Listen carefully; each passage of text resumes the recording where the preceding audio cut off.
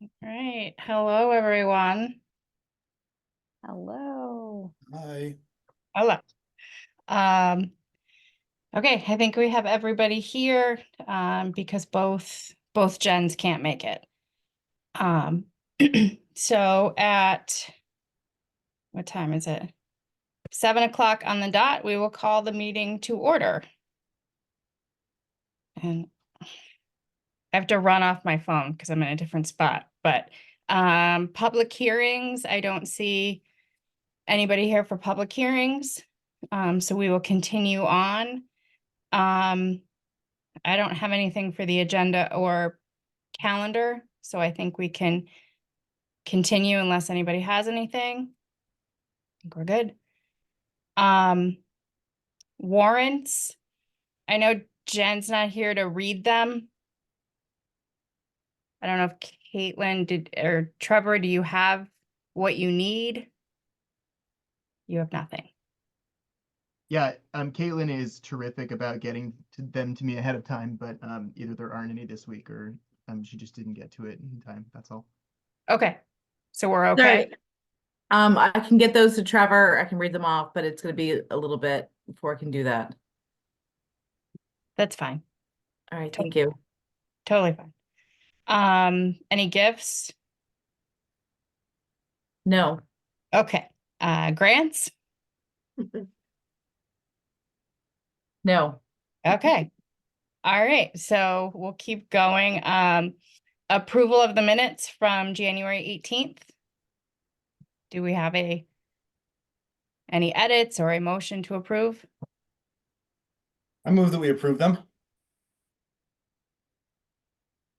Seconded. Okay, all those in favor? Heard aye. Martel, aye. My UI. Rose, aye. Okay, next on the agenda is unfinished business and updates. I don't know, it's kind of a standing item, capital projects, building process. Is there anything anybody wishes to update? No? All right, this is gonna be quick. Well, I will update you really quickly. Sure. We had a new roof, as you know, but a few weeks ago, we had major flooding in the library with the new roof, which was sad. And from what I know, it has to do with some ice damming and some other things, but they have apparently figured out what the problem is. But over the past few weeks, there have been several sets of people coming in to look at it, but I thought you should be aware that we did have flooding, even though we just replaced it.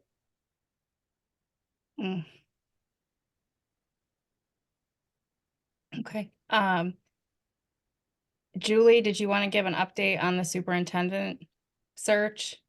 Kind of tomorrow's the big day, We are coming to a rapid close. hopefully. Right. That's true. So tomorrow we have 3 candidates who will be at Swift River. They'll be giving presentations and a meet and greet, and then there will be interviews. And then we will discuss and hopefully decide. And if we don't decide, we do have a backup meeting planned for next week, just in case we need to have more deliberation. Okay. Go ahead, Anna. My understanding is that 5 people replied to the email saying that they can make the meeting, and 3 people replied that they cannot make the meeting. That means you guys have a quorum, right? You don't have to run after extra people. So I believe, and correct me if I'm wrong, but the hiring body is the Joint Supervisory Committee. And Joint Supervisory Committee from Shutesbury is myself, Julie, and Jeremy. And I believe at last report, all 3 of us were going to be there. So we're fine. And I know I responded to the joint supervisory email privately, so there might be some people who responded privately as well. I would hope. I hope that if we were heading into a meeting where we weren't going to have a quorum, that somebody would have figured that out by now. Yeah. Okay, good. All right. I was like, I just hope that it's okay. Perfect. At least from Shutesbury's side, we are. We are covered. Yeah. Okay. Next, under new business, school improvement plan was listed. Yes, again, it continues to be on there, and it's the same plan for 3 years. So it's what's posted on our website. I'm happy to share my screen and talk about it, but it's not any different than what it was because it's a 3-year plan. Okay, So that's up to the committee. We basically accomplished everything on it already, so we do need to revise it because we've done everything. But I'm happy to do that, or we can just move on. So that's up to the committee. What year are we in of that 3-year plan right now, Jackie? Technically we're in the second year. The second year. okay. So, Note for the record that Jackie is a victim of her own success here and very disappointed in you at being so successful. Slow it down. Thank you. I mean, it's basically a new ELA. It's like rolling out our ELA curriculum, which we've done. Identifying a math curriculum, which we've done, which is Bridges, and all classrooms are doing it. Revamping our report cards, which we've done, and instituting tier 1 100% social emotional stuff, which we've done. And so those were the major overarching pieces. But again, it's on our website for anyone to see. It's, perfect. but I'm happy to share the screen too. That's just up to you. I don't think it's necessary. No. I'm good. And I Okay. give updates every time I talk to you about all the Yeah. curriculum stuff. Yeah. Okay, I think we're good. So that moves us on to reports. I know Jen's not here. I don't know if she provided a superintendent's report or if we're just continuing on. I don't have one. Okay. So we'll move on. Caitlin, are you prepared? I don't have much of a report. That's okay. Except, We'll take it. I brought the superintendents, the 3 candidates around the past couple weeks, and it was great to kind of get to know each one of them. And I will not be there tomorrow. I tested positive for COVID on Monday, so I've been out all week, and I was kind of looking forward to tomorrow to be able to spend time with them and hear their questions, their answers, but not in the cards right now. Yeah. So I don't have any report besides the overlook of the budget again, and I can go in depth as much as you require or as much as you want for me to do. But I can project the budget now if that works. Are there changes from our last meeting? There have With the been no changes. Okay. I don't know about the others, but if there haven't been any changes, I'm okay. Does anybody else want to see? Do we have, it says a discussion and vote on the final adoption of the budget. Is that something that we have to do tonight? So you've had the That's good. preliminary adoption of it vote, and so the next would be the final adoption of the vote. But we can't really do that until we finish. Can we do that before we Negotiation. finish negotiations? You can, we've gone, I mean, negotiations have gone months past, even 6 months past when a budget's voted on. If you think that you'll have a better idea before the next meeting and with negotiations, then we can wait, or we can vote as the budget's presented, and then we can manage it after that. So we've only, from the negotiation side, we've only had our very first meeting, which was just to establish the ground rules of how we were going to communicate to each other. And our next meeting isn't scheduled until The end of March. yeah, we have 2 meetings scheduled the end of March with hopefully a final meeting where we can come to an agreement in April. So that's kind of where things are on the negotiation side. So this will not be the first time in the past couple of years that we've had a budget that has been with outstanding negotiations. You can vote to approve the budget as it is with the approximated COLA. Can I ask another question on that? So like, let's say after negotiating, like, and I know we try to stay within what you put in there, but like, is there a possibility that like we have to come back and like revise the budget after we've done the negotiations because we need to find a little bit more money? Or is it really like it's solid, that's the number we have to hit one way or the other through the negotiations? So if those are the amounts for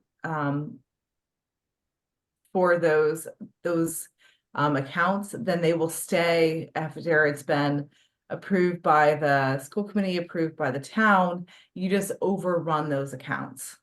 And accounts not meaning like bank accounts, we're not gonna get like a bill for overdraft because we don't have an account, it all goes to the town. So we will go over on those and then look at our other places that we have money and try to, if negotiations have us over the budgeted amount, then we would look at other places to try to move grant funds for the year or to under expend in other places. Okay, thanks. That's helpful. Go ahead, Susie. So town meeting is April 27th, and that's a different kind of deadline. So it seems like up till then, things can be mobile. The FinCom will meet, I think we're meeting on the 9th of April, or maybe the 16th. I don't have my calendar in front of me to, put together the warrant budget and put it in front of town meeting, but town meeting is an open time for people to discuss stuff. And so it's really not final until the conclusion of town meeting with whatever budget they approve.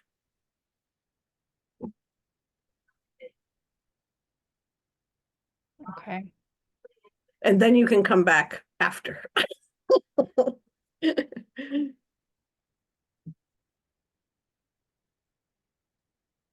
Okay. So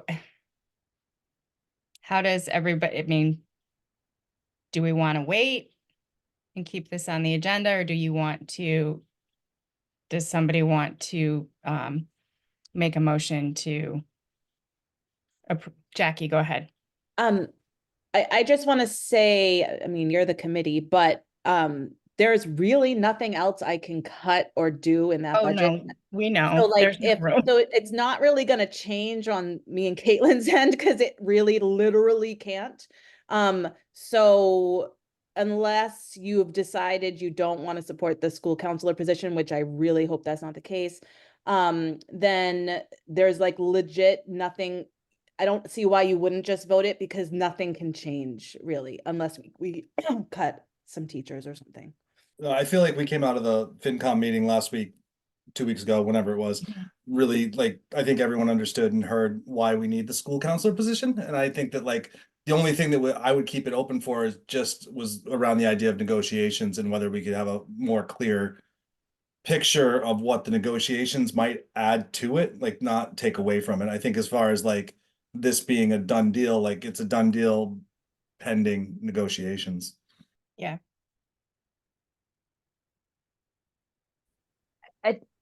So that said, I'm Is fine it- with voting for it. Yeah, every year there's been a negotiation. I think you end up approving a budget without finalizing the negotiations. So I think this is kind of just par for the course to get this approved. Is that your understanding as well, Caitlin?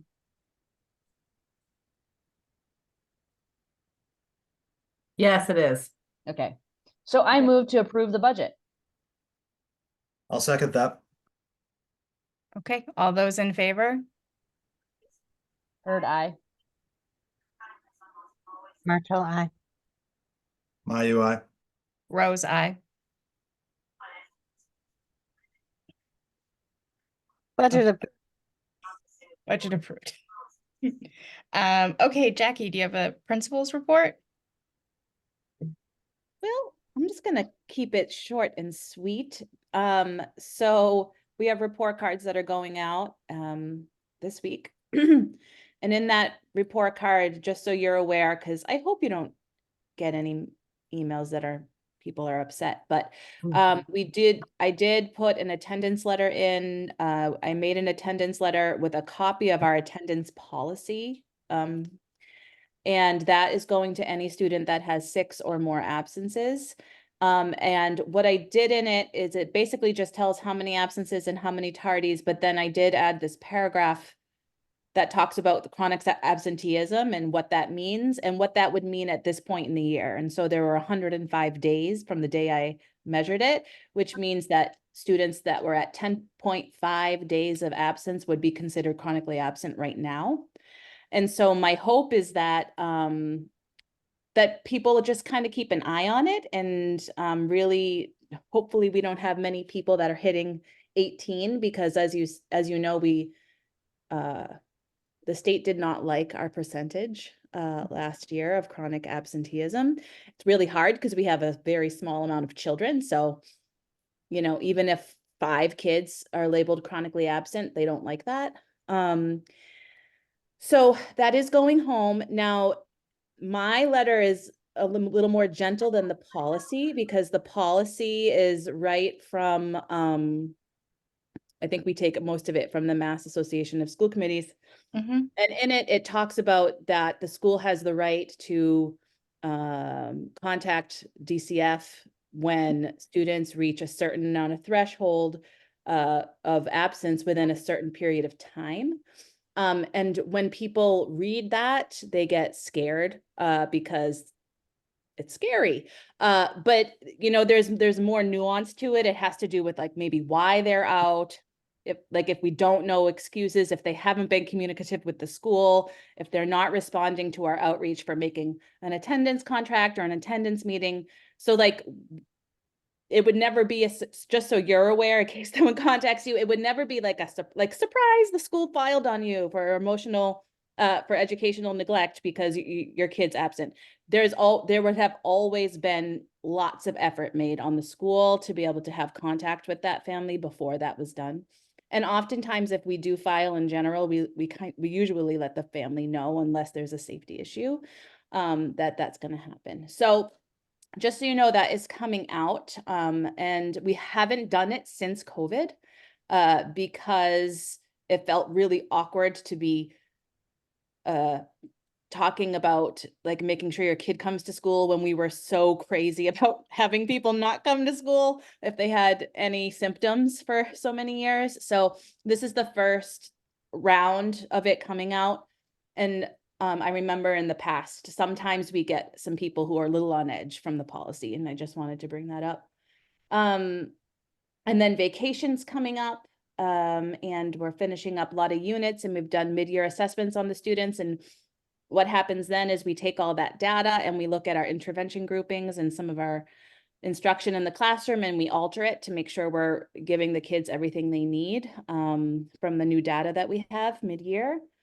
And we really are moving on the train of bridges for our math curriculum. And we were calling it a pilot this year where everybody was doing it. Some people were completely full 100% implementation with this thing called Number Corner, which some of you might have heard your kids talking about.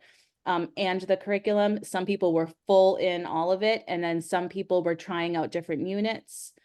And as a whole, we're almost all moving towards 100% implementation. So it is something we're going to be moving forward with, which you need to know about that. And that's really what we're doing. And we're crossing our fingers for no more snow or no more no snow days. Because now we have to come back on a Monday, which really stinks because we could have been out on a Friday with the kids. but we're crossing our fingers there's no more. We want to make sure we at least don't get to Juneteenth because we want to be done before then. So no snow. Okay, thank you. Anna, do you have a Amherst Pelham Yeah, I'll try report? to keep it short.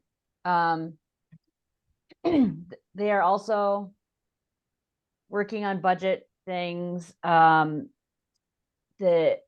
regional budget is a bit complicated with the allocations for the different towns. And I think for some of the newer school committees, there was a realization about the process. So what happens is we create a budget and Amherst lets us know about how much of an increase they can afford from last year. And I don't entirely understand why Amherst gets to dictate exactly how much they can afford, and every other town gets like, this is how much you owe, and that there it is. But Amherst says we can only afford 3% this year. And so then they take and they fudge with the budget amount and they figure out exactly what Amherst's allocation would be if it only increased by 3%. And then they sort of like deduct that from the full budget if it's less than we can afford. And then they allocate the rest of the budget according to the formula and put the guardrails on for the other towns. So the end result is Amherst is funding a 3% increase in their allocation, and Pelham and Leverett are supporting 4% in their allocation, and Shutesbury has fewer kids, and so we're only supporting a like 1.8% increase. There's some negotiation about whether we want to change that to say, why does Amherst get to say what they can afford? So I don't know how that's going to go at Four Towns meeting, but just as a heads up, that might come up a little bit at Four Towns. The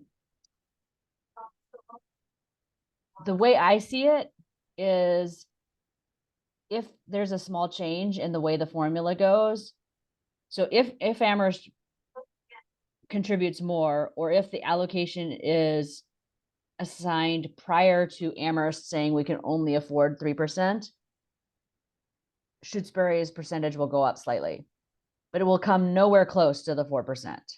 So we'll never, the most it would go up is, I don't know, 2.8 or something like that. And I don't think, but anyway, it's a possibility that things could go up a little bit more than last year, but we're still well under the 4% guardrails, regardless of how they figure out the difference.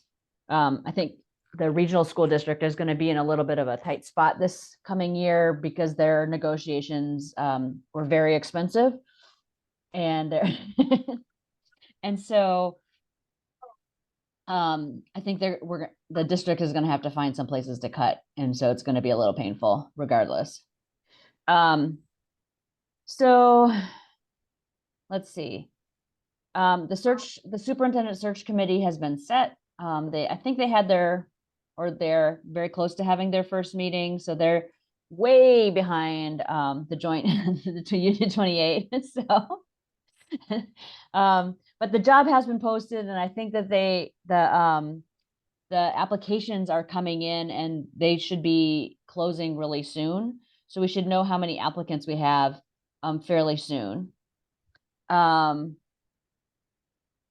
was a little bit of discussion about the block schedule in the high school, and so that's going to be coming up again. I don't fully understand the block schedule, so hopefully I'll get some more information. But it's a little bit chaotic. And there's people who love it and there's people who hate it, so it should be interesting. The track and field project is still ongoing. It's a little bit of a pain because I feel like Doug is not very communicative, so he's kind of like feeding us information as little as I feel like it's as little as possible. Maybe that's really rude. But he's meeting with the contractors, they're putting together plans. They should have some estimates about different costs for the different options based a little bit sort of updating the Weston, Sampson and Weston estimates from before, but with more current prices. But what I'm trying to do as the Shutesbury member is to get an idea of costs well before any design is created so that we don't have them designing a plan that we can't afford. I just don't want to get to the point where we have this great design for grass, for a turf field that's, 8 lanes and, tournament ready and everything else. And then it's like $6 million. And we're like, oh, there's no way we can afford that. We have to go all the way back to the design drawing board and design a new field. So I just want to make sure that we're in a position to get a field designed that we are likely to be able to afford. That's my top priority. So, and there's, all kinds of people who, feel like grass is back on the table in a way that it hadn't been before. And that is creating a whole new, like, resurfacing of the issue. And so it's going to be lots of fun for the next few months renegotiating all of that. But I also feel like there's a strong possibility that the grass option is the only one we're going to be able to afford. And so whether you want grass or turf is kind of pointless if you can't afford turf at all. So, and then, there's been some resurfacing of like Title IX and 51A filings.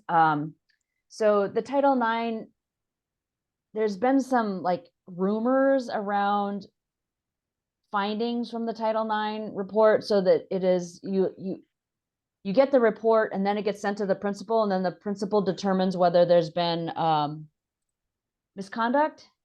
And it's not 100% clear what the actual finding was. And so we're trying to get some more information about that. Jackie, do you have a question? Yeah, it's not about the Title IX though. So do you want to continue that? And then it's about the middle school principal, because that actually really does affect us. Because So there's we have had still, such bad communication. Like they've lost records like years after years and stuff. So like we have, it's really concerning to me. So I'm just wondering, I heard there was a principal and then that principal resigned like days later, and now so she I was don't always know. an interim principal. She was not a principal. Okay. They are searching for a principal. They have hired, no, they have set a search interview committee, I think. And so that process is ongoing. I think that principal will be hired before the superintendent gets hired, but it's not 100% certain that that's the case. They could be happening very close together. I think, from the search firm's perspective, the longer they can delay the actual selection of the principal and the more say that the new superintendent has, the more the superintendent is going to like that. But at the same time, like, we need to get somebody. So we don't want to delay too far. So as of right now, when I'm communicating with someone in that school about when we send our 6th graders records down there and their like course selection sheets and all of the things that we constantly have to like do 1 million times and make copies of things and have people sign things and all these things. Am I still talking with Mr. Sadiq about Yep. that? Okay, Yep. so as of right now, it's still Mr. Still Sadiq. Sadiq. Yep. Okay, got it.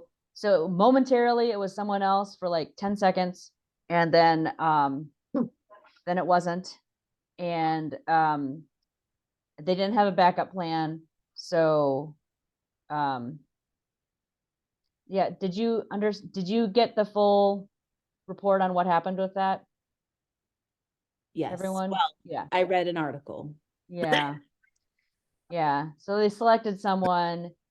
There was a question about how appropriate that selection was. And then because she was questioned, she just said, no, never mind. I don't want to Was do it it. parents, was it, my understanding from the article, was it parents who led the questioning of her and her qualifications? Was that what the issue It was was? an so the issue Right. was Can I that, just pause? Should we be like speculating about personnel? Like, does this seem like maybe the best Yeah. use of public forum right now? I think, yeah, I think that's a good point. I think, so she stepped back and now Sadiq is still the acting principal of both schools. There's still the same assistant principals in both schools. And we are basically back to before they tried to appoint an interim. So we are in the hiring process. There is a job description out. They have candidates coming in. So hopefully that will keep moving forward. And I should know a little bit more after the next report to get a sense of like how many applicants have applied and what this the status of the search committee is. But I think they've selected people to be on the search committee or the Anna, whatever, interview committee. I'm just gonna say that just for future reference, I know that the number of applicants for the superintendent search was absolutely like not allowed to be spoken in public. Oh, okay. Yeah. So I think that just for you for future, because I know you're on like I know both the principal and the superintendent, and I just want to make sure that at least get clarity before any number of applicants is said in public. Okay. Yeah, I'm- yeah. All I know just- is Committee member to They're committee searching. member. I've Yeah. learned from that too. So just letting you know. well, if there's any secrecy about the number of candidates, they will not report that to us. I'm not on the search committee, so I will just report to you what we hear. And same with the superintendent search committee. I'm also not on the search committee. I really wanted to let other people do it. And they will do their own thing and let us know. I think they're going to select somewhere between 2 and 4 finalists for us, depending on how many awesome candidates we get. So,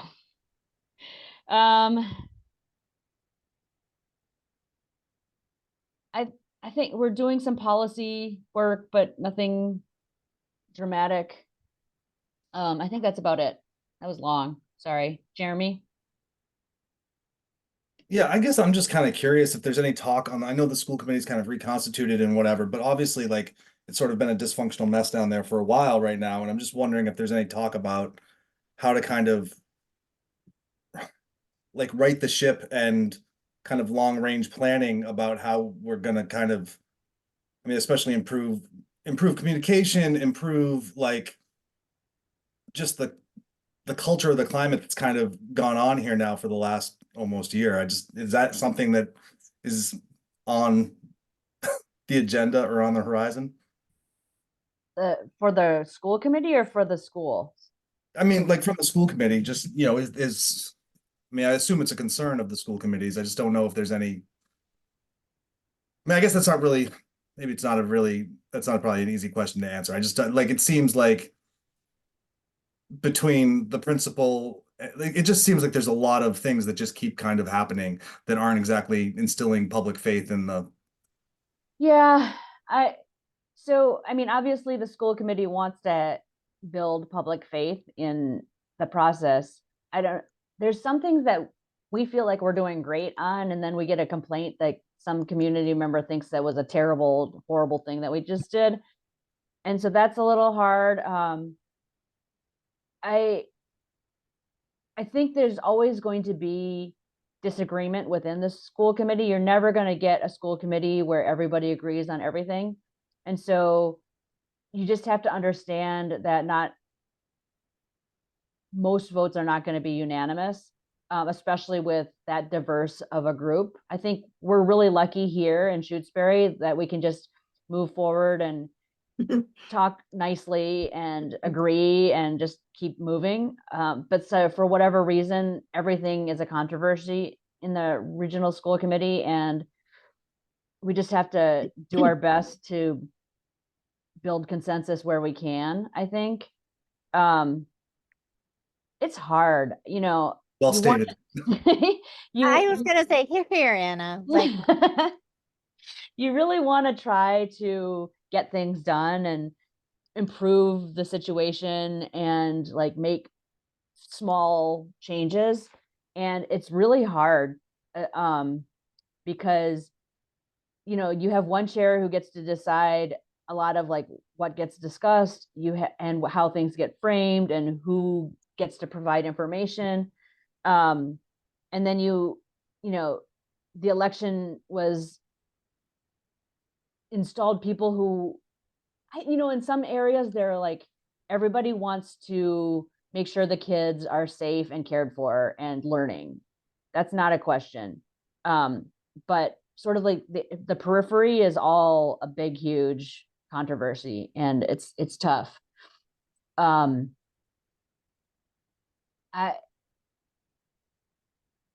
Yeah. And then, you know, sometimes the meetings are run less than 100% efficiently, and that gets frustrating as well. And then we went a stint where things were being run very inefficiently, and we were constantly going over time. And then we had a couple members on the committee who just didn't want to stay late. And so then we would just not get everything done. And that was hard for me. I just wanted to get some stuff done. But the last couple of meetings have been a little bit better. We've gotten through the entire agenda, so that's been helpful. So, Thank you. yeah. Susie? Two things. I think that what's been going on in Amherst could be characterized as a series of unfortunate events. And Lemony Snicket could write in about that, because it's been a crazy kind of collision of things, elections and leavings and new hirings and new committees, and it's all at the same time. And I do believe somehow something will surface out of this. And it's not just Amherst, it's also like the national scene. So we can't own it by ourselves, and I don't think we can solve it by ourselves, but I think there are glimmers of how it will move forward, and not having to re-elect people at this moment would be a great idea. The other thing is, on Saturday, there is the four-town meeting, and Anna explained what is in front of us. I think for me, one of the biggest parts is with the current salary scale, and looking at right now a 3% from Amherst, 4% from Leverett, 4% from Pelham, and possibly a little tiny bit more from Shutesbury than what's on the current assessment. It's still like a $1.9 million cut. It's like, that's not okay. We cannot do that.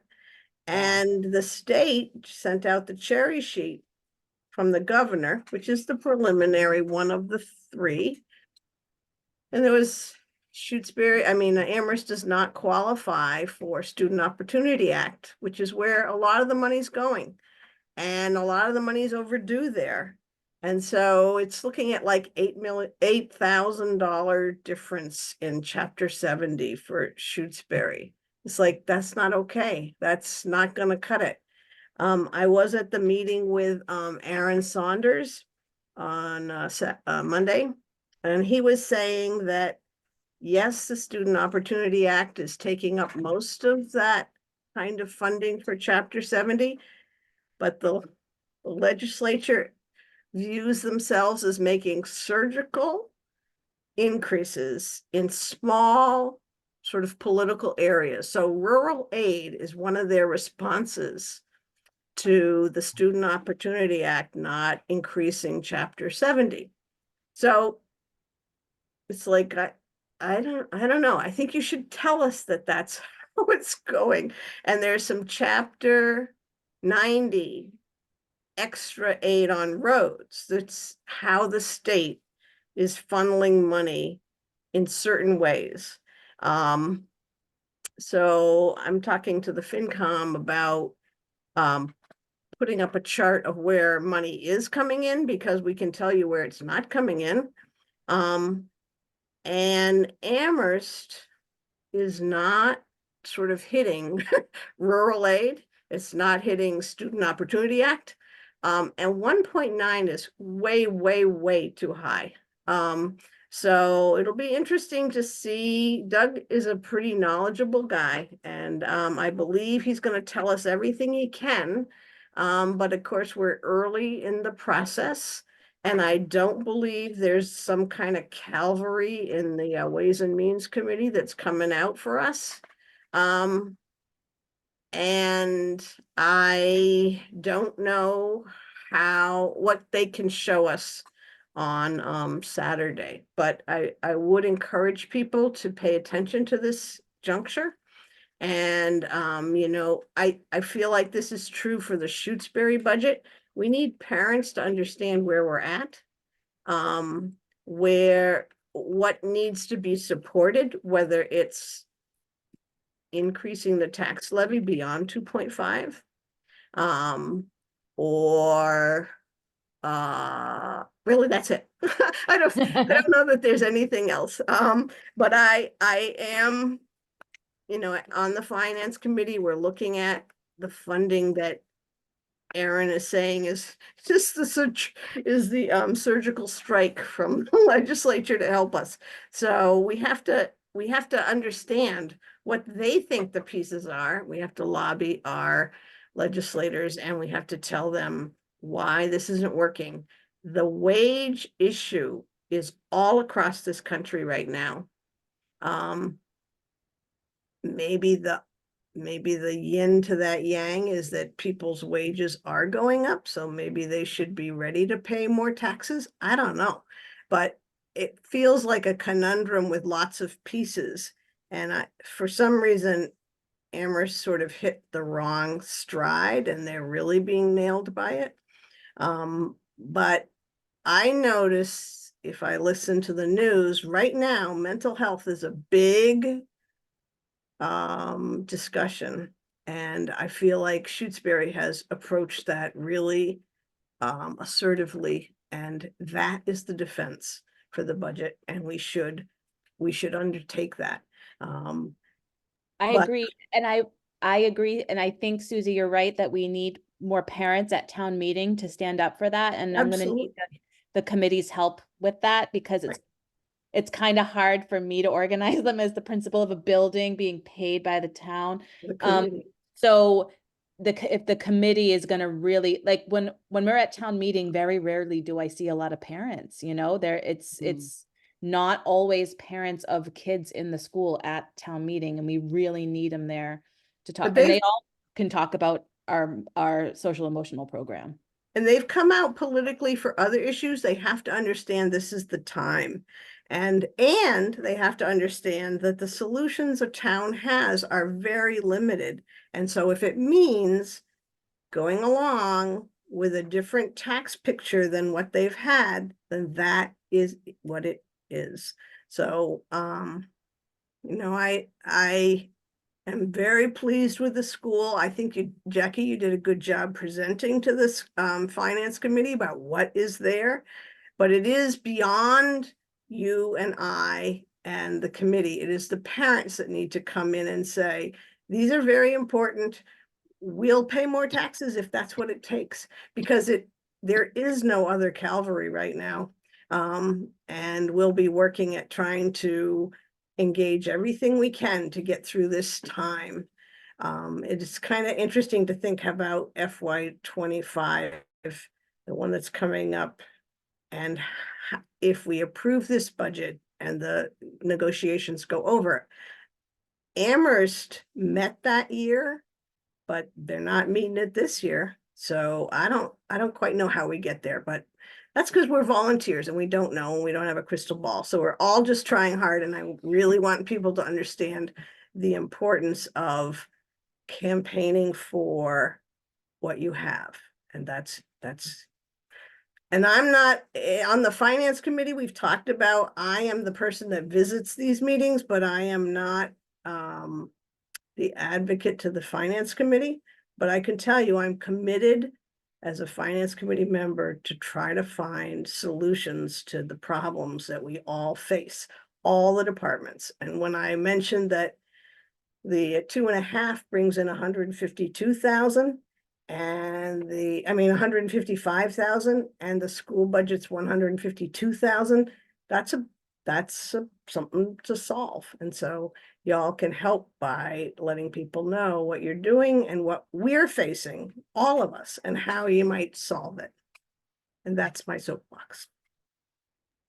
Yeah, one other thing that's just sort of like another depressing, maybe it's kind of depressing, but there's like the budget is being partially financed with a lot of debt. And that debt repayment is going to escalate dramatically over the next few years. And it's a little bit, in my mind, a little bit worrisome about how much debt we're acquiring and needing to pay off in the relatively near future. So like even 4 years out, it's looking kind of grim. And so I don't think the budget situation is going to improve over the next 2 or 3, 4 years. It's only going to keep getting tighter. So that's still fun times to look forward to. Sorry, Anna, are you talking about the secondary Regional. budget or? The regional school budget. Okay. Yeah. I think that's only projected capital debt. It's not operating debt. And capital debt, correct. it's whether they yeah. engage those capital projects or not. And, all municipalities suffer from neglecting their infrastructure at the cost of running an operating budget. And how far you can go with that is hard to tell. The MSBA is finally waking up. And so I think the middle school roof will be solved by the MSBA. In Shutesbury, that didn't happen, and we gave up our resources to do it. And I sure hope they fix those ice dams.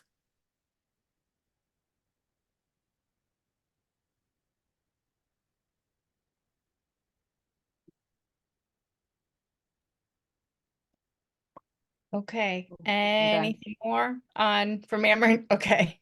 Continuing on with the Union 28 report, we met. Did we meet last week? I believe we did. It's a blur at this point. Last so week or the week before, I don't remember. yeah. Julie, I know you took notes. Do you want to give an update? Did you lose the notes? So I was looking for it in my outbox. Do you remember how I sent them to you? Well, I know, Jeremy, maybe you could speak to just the last meeting, which Yep. was the 31st, while Yep. I frantically look for those earlier notes. Yeah, I think I can do it off the cuff without looking for what I sent you guys. Yeah, basically we just met and talked about, really how quickly, under the leadership of Stephen Weiner, we've moved through this superintendent search. And really trying to get this in under the wire before the break and before people leave for vacations and such. So we really spent a lot of time talking about the questions we were going to ask of the candidates, kind of meting them out to people to ask tomorrow.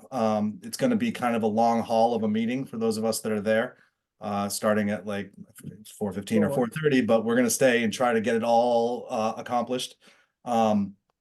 I had volunteered to do the reference checks. I've been in the process of that this week, which turned out to be a lot more than I think I thought it was going to be.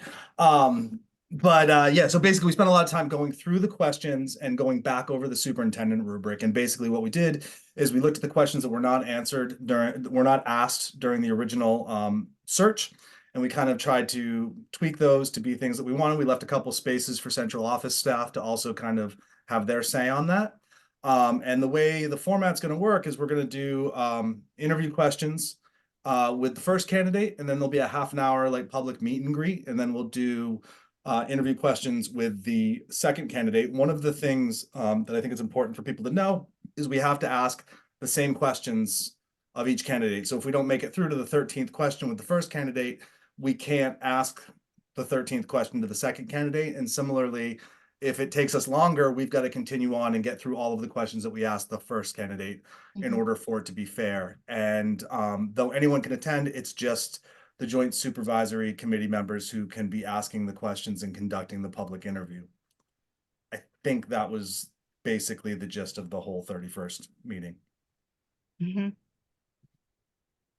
You were there too, Bethany, right? It wasn't just me. Were you there on the I 31st? wasn't there, but Oh, based so on it's just the me. notes that you sent, you got Okay, it. right on, Yep. thank you. And I just found the notes from the previous meeting, if you want me to give that update. Sure. Okay, so that meeting. Oh gosh, let me just make sure that that is true. Okay, sorry about that. So that meeting, I think, was on the, okay, it was on the 22nd, January 22nd. So just the week before. There was a superintendent's report, where Jen talked about the Student Opportunity Act plan,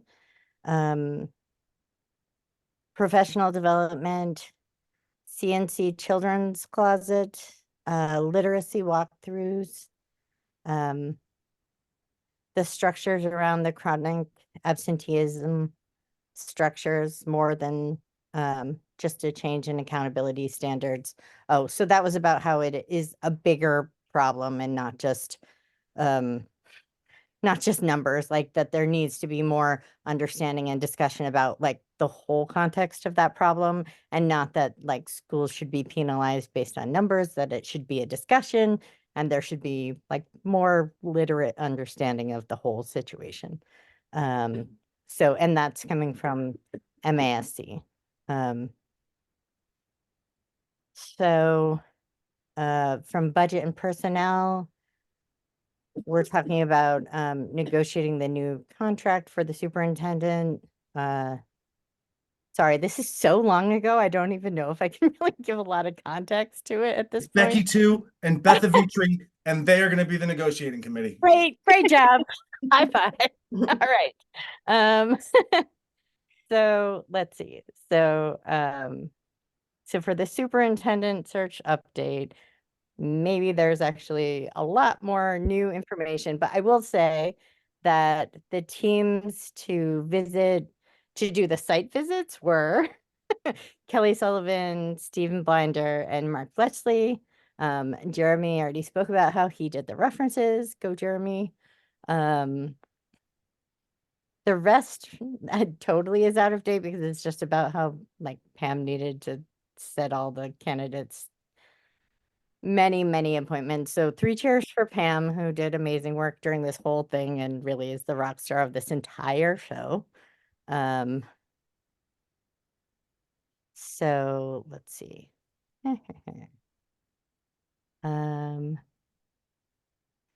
I have Irving, Wendell, New Salem, January 31st town meetings to approve the new transportation contract. So that was in the future at that point, but is now in the past. So I don't know if Caitlin, you have any update on that, but that was what was in the future back then. Yes, those have been approved at Okay, special great. town meetings. Right. But it's not our contract. And the superintendent site visits, so we did 3 Mhm. as part of our committee, for one to Gateway, one to Athol, and one to, oh shoot, Westfield. And then I also hosted all 3 of the candidates for visits to all 4 of our schools. Thank you. Welcome. So then we have, I think we had honestly, I think we had a report out from Caitlin just about budget season in general and what was happening sort of with each of the different schools. We did find out that Leverett School Committee was recommending financing the school adjustment counselor, as were we, Good. so that was good information to know.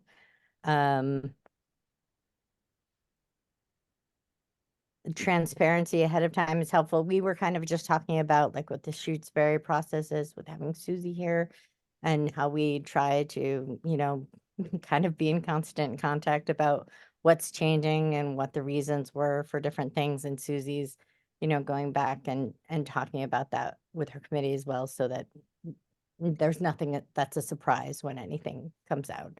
Yeah, that was a question. That was a question, right, from somebody asking how we deal Yeah. with these things and Yeah, that's a how question. they from don't. So I Laura. think, yeah, from Leverett, the sense was that maybe the finance committee there doesn't have the same sort of insight because they don't have a Susie on there. Yeah, who so comes to their 3 meeting. cheers for Susie, not to toot our own horns, but I'm tooting Susie's horn. Absolutely. Okay, Thank you, Susie, so much. exactly. So then we went over some curriculum instruction. The last time school data was shared and MCAS data. And I believe this one, and so you guys are going to have to help me on this because I just have my own short notes, but I have that academic and behavioral tier 1 through 3, and there was a slide, and I'm happy to share those slides if you would like them. But basically that it showed sort of beginning of year to middle of year progress in all of those tiers. And I believe for all of the schools. And that was just for, I think, ELA. So just basically reinforcing that we are collecting data and we're all in the same data set so that we can actually make some decisions based on like end of year, middle of year, and we're all comparing apples to apples as much as we possibly can. I know I did a terrible job of just describing that, but it was a You're very fine. it was a very validating report out for us all, I think. So then the schools went around and did updates. Swift River talked about a packed house winter concert. Shutesbury talked about bingo for books and our author visit by Doug Cornett for finally something mysterious. And our various community members involved in Seussical the musical. Leverett talked about hosting the snowball and also being really ahead of the curve on gender affirming policies. And Irving's last committee meeting got snowed out, so they didn't have a lot to say. So the director of student support services, Karina Wislow, also reported out, talked a bit about the registered behavior technician, paraprofessional with specialty certification in behavioral supports, and sort of where people were in the district to help paraprofessionals who would like to get that certification. I think that's about it. Whew, that was a mouthful and very out of context. I'll take better notes next time. You're good. You're good. Jeremy, is there anything from the CSC or CES? CES. I mean, I think the meeting last time was a lot of the kind of annual report stuff. I think I sent that to most of you, actually from the meeting. I also should say I had the opportunity to have 2 days of training down there, the following week, and that was really kind of great to be in the new space. Everything's been rehabbed since COVID, so it's just a really great place for professional development. As a teacher who spent some time there, it was interesting to. It was my first time as a teacher there, while being a board member there. So it was kind of it was really nice to see all the work that's gone there. However, after our last meeting, I think last week, we all got an email from Ted, not from Ted, sorry, totally forgetting his name, from the director Garza, stating that there had been an issue where somebody had misappropriated something in the realm of $25,000. And so he just wanted us to be aware of that as it might hit the news at some point. And that's all the information I have on that, that over the course of a couple of months, some employee had made off with $25,000. So I don't know what the outcome of that is, but if you see that in the news, I told you about it. So we'll see how that goes. That's all. Jeremy, can I ask you a really silly basic question that as I was reading through these tremendous reports and seeing all this great work, what I think that I feel like I'm missing here is how do students, like I saw that they had different, how do students get enrolled through, I just don't understand the pipeline of how students get from A to B, B being there, like Mount So I Tom. think the thing with CES is it's mostly like the reason that I think I'm still figuring this out as I kind of go. Like when I worked at Smith many years ago, we did a lot of professional development through the collaborative. And I was really active with them at some points there. I work at a school now that's part of the collaborative, and I haven't seen any collaborative training and I don't even know how many years. So I think we're all part of this collaborative. I'm still figuring out what collaboratives are all about. A lot of the programs that they run are programs for like at-risk youth, and a lot of them are at the high school level. So they took over the one up at Greenfield High School. They have this one down in Holyoke, and they're really taking kids who, for whatever reason, the virtual school fit from Greenfield isn't a great fit for them, and they're not really successful in these other schools, and trying to get them job skills and getting them things. So there's that component, and then there's also the professional development component, which I think as member towns we benefit from, and maybe Jackie can talk to this more too. We benefit from a price break in sending our teachers there for professional development in all of these different areas. And then they also have the Spiffy Coalition, which is like this kind of substance abuse and like violence prevention piece of it as well, that also works in the schools, more so in Hampshire County, but like in terms of taking surveys of the students and then trying to provide resources to help them make wise decisions. So like broad brush, those seem to be the kind of three areas that CES operates in. Actually, the fourth one would be they actually do kind of I want to say lobby might be the wrong word, but they advocate for schools, especially the schools that are part of them. So like the rural aid stuff, a lot of work on that is going on through CES. And all of the superintendents of our school districts, there's another, there's the board, and then there's also sort of the superintendent's council that tries to set the kind of policy and agenda items as well for CES. And that's about as close as I've gotten to having a real handle on it at this point. Thank you so much for that. And let me just say that when we have new school committee members, let's just make sure that like the first thing we do in the fall is talk about like put context around a lot of these things about like how much the time commitment for this subcommittee is and what the real like Steve said I'd be great at this, and he said they had free sandwiches. That's what he told me. And so I signed on for that, and I can never make it down there for the free sandwiches. But I mean, it's a great place to be, but I had no idea what it was going to be like. Thank you. Okay, I think we are through with all of the reports. So now moving on to policy. Oh, Susie. Yes. This year, our annual town meeting is April 27th, which means it moved up the nomination papers that need to be submitted for people that are running for different seats. That I don't know if that's been very clear to different people. No, but so March 9th is when the papers are due. And I have long been committed to helping people get papers in. I have also been trying to talk to people about running for seats. The census form had the seats that are up. Maybe incumbents are going to run again. That's not known, but if anybody is considering running, the papers are due March 9th, which is a Saturday.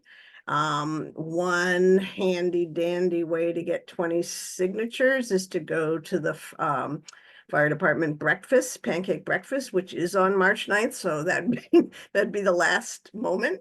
But also, if you're interested in it, you go ahead and check in with the town clerk and take them out, and I would be happy to help gather the 20 signatures. So this needs to be on people's calendar as an event. Thank you, Susie. I will say that on the letter that went out, the one seat that is up is mine. And given what I have going on with within my personal life, with my mom, I do not have the capacity to run again. So my seat will be open.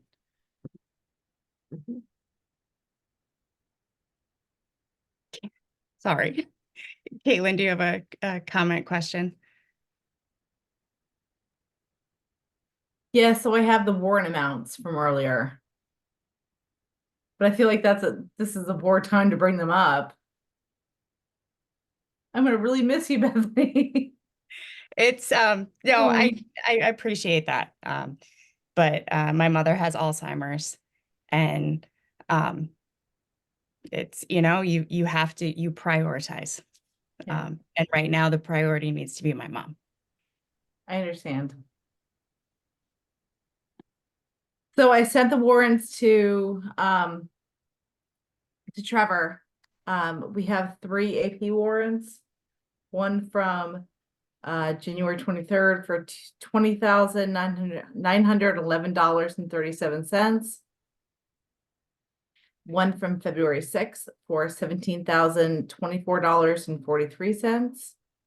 And then one for February 20th for $29,539.93. And there are 3 for payroll. Number 315 from January 23rd for $83,951.84. Number 316 from February 6th for $85,279.14. And lastly, number 317 for February 20th for $88,539.59.